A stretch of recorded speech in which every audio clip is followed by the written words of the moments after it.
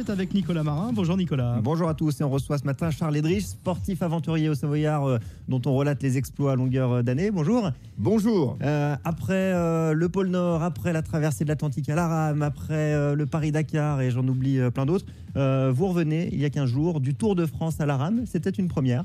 C'était donc effectivement une première magnifique. Je dirais même que je me suis seulement trompé sur un point.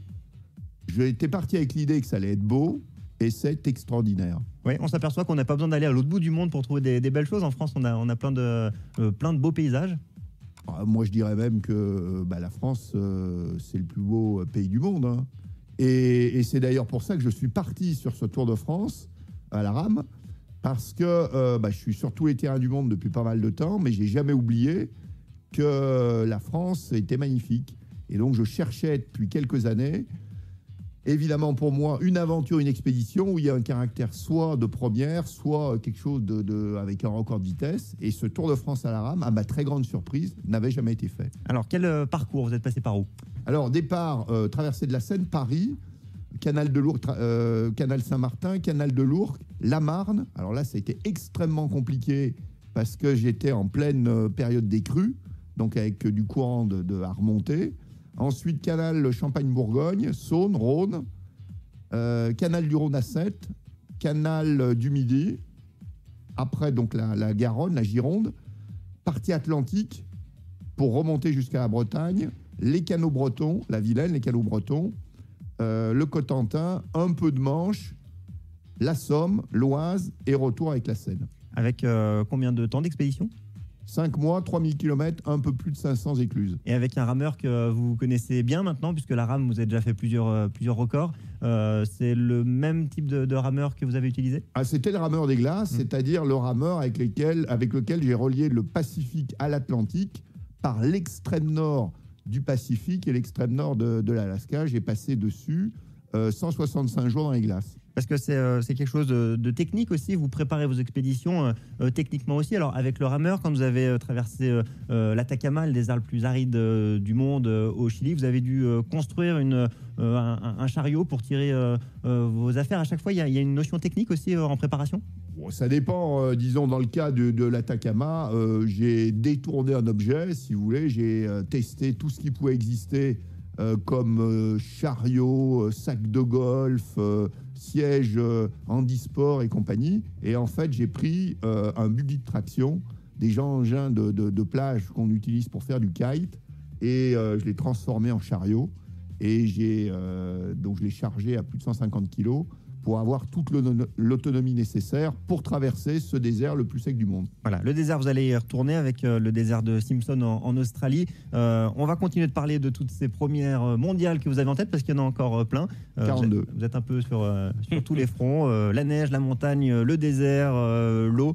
On continue d'en parler d'ici un petit quart d'heure. À tout de suite. ODS Radio, il est 8h31 passé. Bonjour Nicolas. Bonjour à tous. On continue de parler du sportif aventurier Charles Edrich. Alors, on a parlé tout à l'heure de votre Tour de France à la rame que vous venez de boucler. Il y a d'autres projets à venir, toujours à la rame, et puis dans un autre domaine, le désert. C'est aussi quelque chose qui vous tient à cœur? Il y a plus que ça. J'ai 42 aventures. En tout cas, c'est les 2 prochains projets concrets. Voilà, donc dans les tiroirs. Mais par contre, pour l'instant, c'est pas que je veuille être cachotier. Le gros projet 2017, je l'ai pas encore choisi parce que ça dépend évidemment, toujours la même chose, des financements que j'arrive à réunir. Mais par contre, il y aura une grosse expédition en 2017. Justement, tout ça, vous faites comment? Vous allez chercher des sponsors? Tout est basé là-dessus, économiquement? Disons, sponsors, mécènes. Oui, aujourd'hui, c'est aussi une petite entreprise. Hein. On est 10 à travailler activement sur les films, les conférences, les sponsors, les activations des entreprises. C'est quelque chose qui coûte cher, il faut aller faire des repérages, il faut techniquement être prêt, il faut se préparer, c'est quand même une grosse machine? Oui, enfin bon, c'est relatif, quoi, mais aujourd'hui, c'est 10 personnes. Donc. Alors ouais. Si, ce que je peux annoncer, alors par contre, d'une façon certaine, c'est la 42e expédition qui est programmée, et cette fois-ci à date certaine. Alors, ça sera le 3 mars 2058. Donc, je m'attaque au fabuleux record de Robert Marchand, qui, pour ceux qui le connaissent, détient le record de l'heure à vélo dans sa catégorie, donc un peu plus 27 km. Voilà, Robert Marchand, il a quel âge? C'est un centenaire. Plus sérieusement... non, mais c'est sérieux. Hein. Oui. Non, mais c'est même plus que sérieux. Je me prépare, j'ai 42 ans, je vais me préparer pendant 42 ans sur ce record. Alors Nicolas, c'est sérieux quand même. On aura le temps d'en reparler. Dans les projets un peu plus proches, le désert de Simpson, c'est quelque chose que vous aimeriez faire, battre un record de vitesse? Oui, alors le désert, c'est fabuleux. Donc en plus, donc l'Atacama, donc j'ai été absolument enthousiasmé. L'Atacama, on rappelle, c'est côté Chili, c'est le désert le plus aride du monde, c'est ce qu'on dit? Exactement, il y a toute une partie où il n'y a aucune pluie d'aucune sorte, aucune vie, ni animale ni végétale. Et ça vous plaît?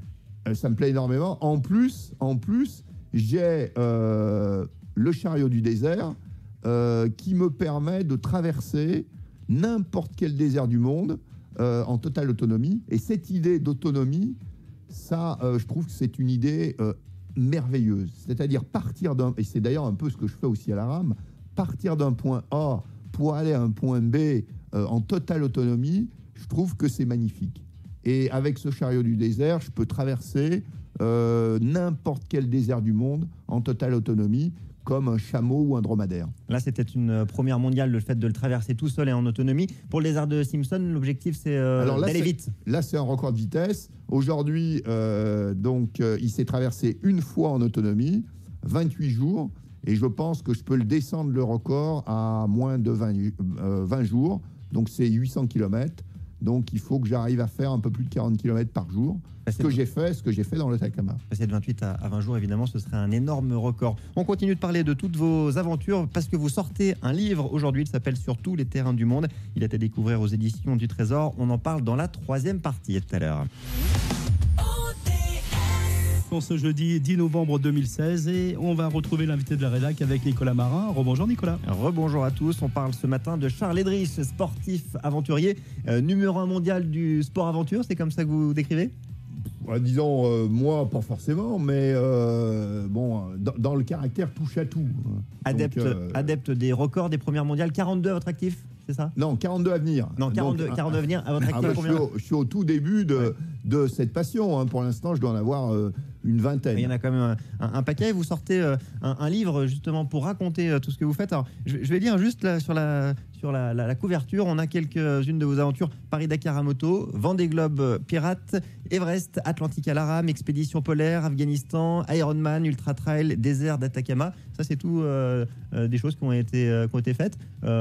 On voit que le panel est très large dans les disciplines. Oui, tout m'intéresse, donc c'est pas compliqué. On peut ajouter pétanque, parapente. C'est un peu moins spectaculaire. Et désert à 3h du matin. Voilà. Aussi. En tout cas, ce livre s'appelle Sur tous les terrains du monde. Il est à retrouver aux éditions du Trésor. Il sort aujourd'hui en librairie. Qu'est-ce qu'on y retrouve? Votre parcours à vous, mais surtout la description de ce que vous avez fait et traversé. Alors, on y retrouve l'intégralité de mon parcours.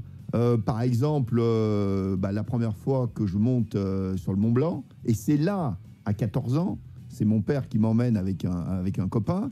Et alors, ça paraît peut-être extraordinaire, mais c'est à ce moment-là que je programme ce que je suis en train de faire maintenant depuis 2003. Il se sera passé du temps entre, vous avez été chef d'entreprise, vous avez 58 ans, on peut le rappeler, parce que les gens qui ne vous voient pas physiquement, qui vous écoutent à la radio, peuvent penser que vous êtes beaucoup plus jeune vu tout ce que vous faites. Vous avez 58 ans. Oui, 58 ans, si on a la chance de ne pas être malade, sur le terrain de l'aventure, où l'endurance, l'envie, la passion sont des facteurs très importants. Moi, j'ai jamais été aussi en forme de ma vie. Je suis beaucoup plus en forme. Là, tout à l'heure, vous avez parlé du 25e BCA. J'étais chef de section de combat au 13e BCA. En pleine forme. Aujourd'hui, je suis beaucoup plus endurant qu'à l'âge de 20 ou 25 ans. L'endurance, c'est le corps, c'est aussi la tête, le mental?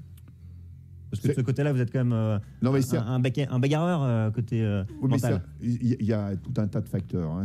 Moi, par exemple, un de mes secrets, c'est que je m'entraîne le moins possible. Donc, alors, je m'entraîne quand même, mais les expéditions, je passe tellement de temps en expédition que j'ai le temps de m'échauffer. Et le reste du temps, ma préparation consiste à un peu d'entretien, mais surtout sur des sports qui m'amusent. Donc dès que je suis plus en expédition, c'est principalement ski, derby et puis tennis.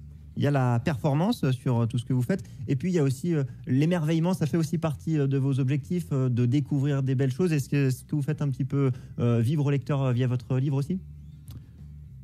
Donc, en plus, ce livre, c'est une nouvelle aventure. Oui, c'est un autre genre d'aventure. Parce que vous l'avez écrit, vous. Voilà.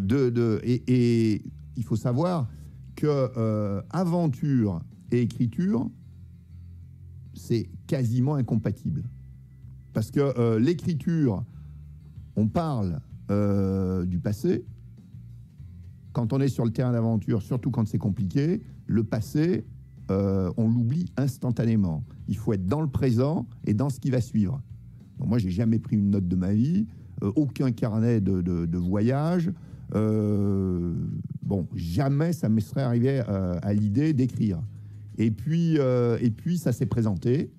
Il y a eu 2-3 manuscrits qui ont été écrits me concernant. Je trouvais que ça ne me correspondait absolument pas. Donc j'ai fait l'effort de prendre un crayon et puis de raconter un petit peu mes aventures sur tous les terrains du monde. Voilà, et si vous voulez découvrir toutes ces aventures, ça s'appelle Sur tous les terrains du monde aux éditions du Trésor. Merci Charles Edrich. Merci beaucoup, c'était un plaisir. À bientôt et bonne route.